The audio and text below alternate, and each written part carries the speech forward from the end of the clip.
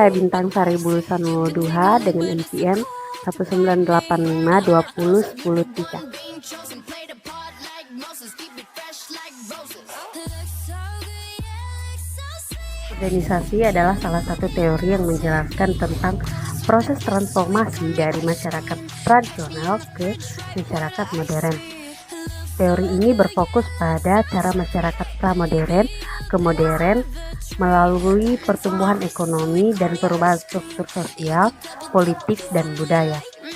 Salah satu faktor kunci teori ini yaitu keyakinan bahwa pembangunan membutuhkan negara maju untuk negara berkembang agar dapat belajar tentang perkembangan dan pembangunan negara mereka. I'm Arinda Isadora Sitorus, I'm from Group 6. Nah, di sini saya akan menjelaskan teori modernisasi menurut Max Weber. Teori Weber tertarik untuk membahas masalah manusia yang dibentuk oleh budaya di sekitarnya, khususnya agama. Weber tertarik untuk mengkaji pengaruh agama. Pada saat itu adalah Protestantisme yang mempengaruhi munculnya kapitalisme modern di Eropa. Pertanyaan yang diajukan oleh Weber adalah mengapa beberapa negara di Eropa mengalami kemajuan yang pesat di bawah sistem kapitalisme. Setelah itu, Weber melakukan analisis dan mencapai kesimpulan bahwa salah satu penyebabnya adalah etika Protestan. Kepercayaan atau etika Protestan menyatakan bahwa hal yang menentukan apakah mereka masuk surga atau masuk neraka adalah keberhasilan kerjanya selama di dunia. Apabila dia melakukan karya yang bermanfaat luas, maka dapat dipastikan bahwa dia akan mendapatkan surga setelah mati. Semangat inilah yang membuat orang Protestan melakukan kerja dengan sepenuh hati dan etos kerja yang tinggi. Dengan demikian, seluruh pekerjaan yang dilakukan akan serta-merta menghasilkan surga dan agregat. Semangat individual inilah yang memunculkan kapitalisme di Eropa. Hasil penelitian Weber ini merupakan penelitian pertama yang menghubungkan antara agama dan pertumbuhan ekonomi. Dan jika diperluas, maka agama bisa menjadi sebuah kebudayaan dan hal ini kemudian merangsang penelitian mengenai bagaimana hubungan antara kebudayaan dan pertumbuhan ekonomi. Selanjutnya, istilah etika Protestan ini menginspirasi Robert Bellah yang menulis tentang agama Tokugawa yang ada di Jepang dan pengaruhnya terhadap pertumbuhan ekonomi di Jepang. Hal itu bisa dilihat bagaimana tingginya pertumbuhan ekonomi di Jepang. David M. Sislan.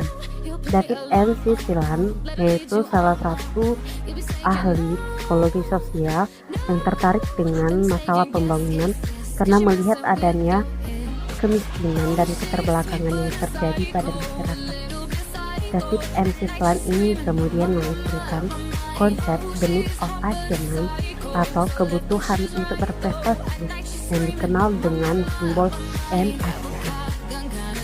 Menurut David M. Sislan, dalam masyarakat terdapat banyak orang yang memiliki NACH yang tinggi sehingga diharapkan dapat memberikan pertumbuhan ekonomi yang tinggi juga.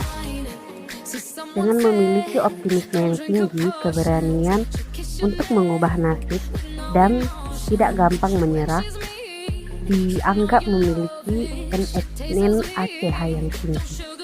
Menurut data dan penelitian yang telah dilakukan M. Sislan, pertumbuhan ekonomi yang tinggi selalu didahului dengan NACH yang tinggi. Perkenalkan, nama saya Arjuliana Fardosi, NPM 19852009. Baik, di sini saya akan menjelaskan teori W.W. Rostow. Rostow berpendapat bahwa proses pembangunan dalam masyarakat tumbuh bergerak lurus, yakni dari masyarakat terbelakang ke masyarakat yang lebih maju. Perhatian terhadap pembangunan yang dilakukan Rostow adalah pengkajian terhadap proses pembangunan, di mana Rostow menjabarkan menjadi 5 tahap pembangunan, yaitu masyarakat tradisional, yang kedua prasyarat untuk lepas landas, yang ketiga lepas landas, yang keempat bergerak ke kedewasaan, yang kelima zaman konsumsi massal yang tertinggi.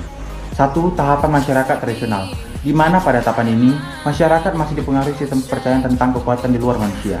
Statis dalam arti masyarakat mengalami perkembangan yang cukup lamban. Kondisi ini terjadi akibat dari faktor luar, bukan dari faktor internal. Yang kedua, lepas landas. Pada tahap ini, kondisi masyarakat mulai menghilangkan tanda-tanda atau hambatan-hambatan yang menghalangi proses pertumbuhan ekonomi. Proses peningkatan pertanian dianggap penting karena proses modernisasi yang membutuhkan hasil pertanian sesuai kebutuhan. Tahap prasyarat pada lepas landas ini ada dua corak. Yang pertama, tahap prasyarat lepas landas yang dialami oleh negara Eropa. Yang kedua, tahap prasyarat lepas landas yang dicapai oleh negara-negara yang born free. Yang ketiga, tahap lepas landas. Pada awal tahap ini terjadi perubahan yang drastis dalam masyarakat seperti revolusi politik, terciptanya kemajuan yang pesat dalam inovasi atau terbukanya pasar-pasar baru. Yang keempat, menuju ke kedewasaan. Pada tahapan ini, pembangunan yang terjadi mengalami kesinambungan secara terus-menerus. Kondisi pada teori Rostow ini berbicara mengenai aspek ekonomi yang saling berkaitan. Yang kelima, konsumsi yang tinggi.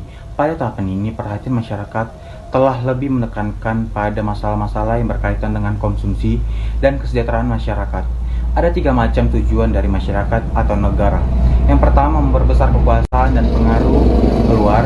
Yang kedua, menciptakan kesejahteraan. Dan yang ketiga, menciptakan konsumsi masyarakat. Terima kasih.